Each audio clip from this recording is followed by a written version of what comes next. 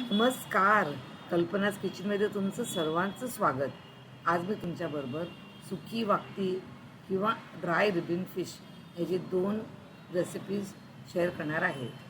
एकदम सोप्या आहेत आणि हे सुकी आहे, ड्राय कॅटफिश. ह्याला बागा पण म्हणतात. हा मासा तुम्हाला महाराष्ट्र, तामिळनाडू, केरळा, आणखीन आंध्रा या कोस्टमध्ये मिळते आणि जपानची तर ही डेलिकेसी आहे. आता आज मी तुम्हाला दाखवते ते एकदमच छोटी साईजची ती फिश आहे आणि म्हणून मी तुम्हाला नुसतं भाजून आणि तळून दाखवणार आहे. पण ह्याचं कालवण पण अतिशय टेस्टी होते. आता पहिला आपण हे फिश कसं भाजायचं बघूया. मी ते जाळी घेतलेली आहे, जे आपण वांग्यासाठी वगैरे भाजायला घेत होती, आणि ह्याच्यावर मी आपलं तो काटला फिश भाजून घेणार. गावामध्ये किंवा आत्ता पण अजून पण काही लोक शेगडीमध्ये ते खाली कोळसा असतो तापलेला, त्याच्यावर हे ठेवून भाजतात. त्याची बहुतेक टेस्ट अजून छान लागेल गॅसपेक्षा. पण आपल्याला शहरामध्ये ते शक्य नाही आहे, म्हणून आपण हा गॅसचा उपयोग करतो. अशी जाळी नसेल तर काही हरकत नाही, तुम्हाला डायरेक्ट गॅसवर पण हे भाजता येईल. फक्त भाजताना जरा जास्त जाळून देऊ नका, कारण मग ते कडू लागेल. आणि काही जण हे कच्चा पण खातात, तर काही प्रॉब्लेम नाही आहे. पण मी कच्चा खाल्ला नाही, मी डायरेक्ट ते भाजून घेतलेलं आहे आणि टेस्टी लागलं भाजून पण. एकदम क्रिस्प, एकदम त्यात काय काटा नाही काढायचा, काय नाही. इतकं छान आणि कन्व्हिनियंट होता. तर मी तर भाजल्यावर एक अख्खा बागा फिश असाच खाऊन बघितला. यम्मी.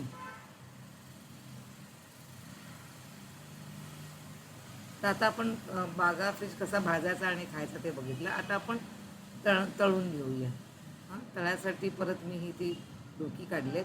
तर ही डोकी काढलेत ना, ती मी माझ्या कावळ्यासाठी ठेवणार नंतर, ते तुम्हाला दाखवते मी.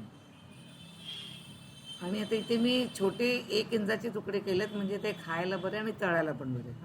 बाकी तुमच्याकडे मोठी कढई असेल तर तुम्ही ते अख्खच्या अख्खं तळू शकता.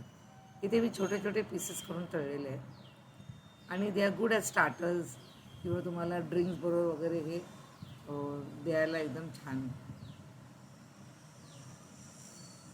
आता मी भाजताना मी साधे भाजले होते. इकडे आता मी थोडीशी हळद, मिरच्याची बुकी आणि मीठ,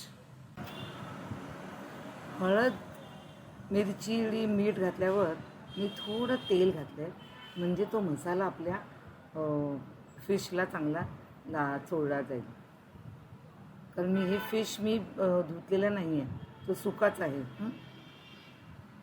आता इथे मी नेहमीचं आपलं तेल तापत ठेवले आणि तो मसाला लावलेला तो फिश मी चांगला तळून घेते. तळायला पण त्याला काय जास्त वेळ नाही लागणार.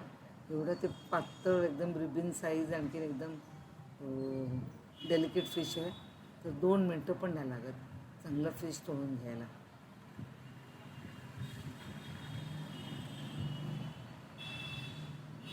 तर आता मी तुम्हाला फ्राय दाखवलं आहे, भाजलेला दाखवलं आहे आणि फ्राय पण दाखवलं आहे. मला तर आता फ्राय जास्त आवडला.